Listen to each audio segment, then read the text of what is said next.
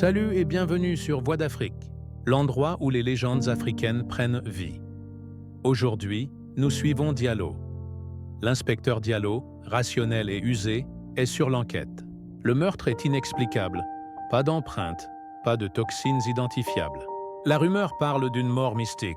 Sur une intuition, il consulte sa tante, une femme respectée pour sa sagesse. Elle lui dit « Tu as besoin des yeux qui voient de l'autre côté ». À contre-cœur, Diallo se tourne vers Amina, dont la réputation lui est parvenue. Amina, réticente, accepte.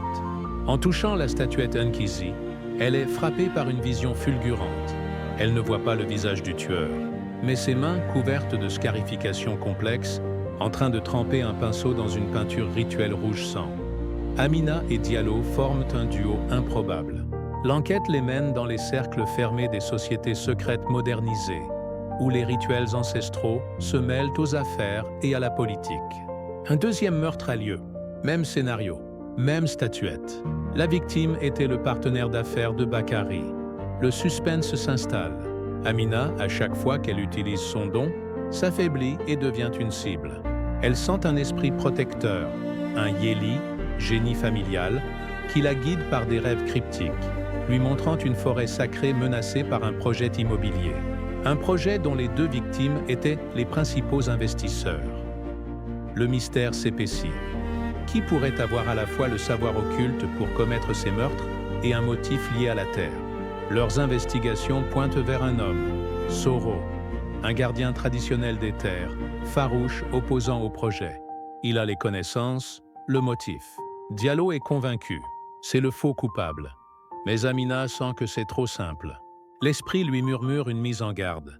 Elle décide d'effectuer un rituel dangereux. La marche de la nuit rousse, un voyage astral où son esprit est vulnérable, pour interroger directement l'esprit de la deuxième victime. Le climax. Dans sa vision, elle se tient dans la forêt sacrée. L'esprit de la victime lui apparaît, désignant non pas Soro, mais la statuette Nkizi elle-même. La vérité éclate. Le tueur n'utilise pas la magie, il la piège. Les statuettes sont des leurs, chargées d'une malédiction par un puissant féticheur. Celui qui les déplace ou les touche avec une intention impure active le sort.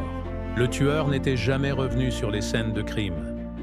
Amina comprend que le vrai meurtrier est quelqu'un qui savait que les victimes voleraient ces statuettes sacrées pour leur collection privée, les condamnant à mort par leur propre cupidité.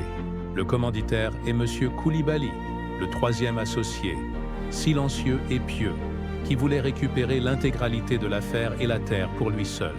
C'est lui qui a engagé le féticheur. Mais comprendre n'est pas prouvé.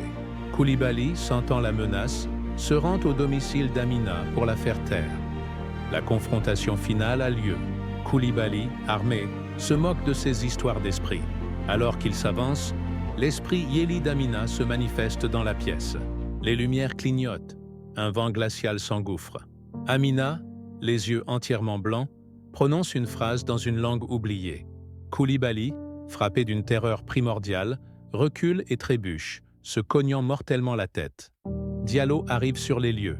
Il ne trouve que le corps de Koulibaly et Amina, évanouie, épuisée. L'affaire est classée.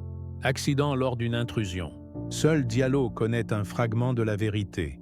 Scène finale. Amina, quelques jours plus tard, se rend dans la forêt sacrée, désormais sauvée. Elle dépose une offrande. Pour la première fois, elle perçoit non pas de la peur, mais de la gratitude de la part des esprits. Son don n'est plus une malédiction, mais un lourd fardeau qu'elle a appris à porter.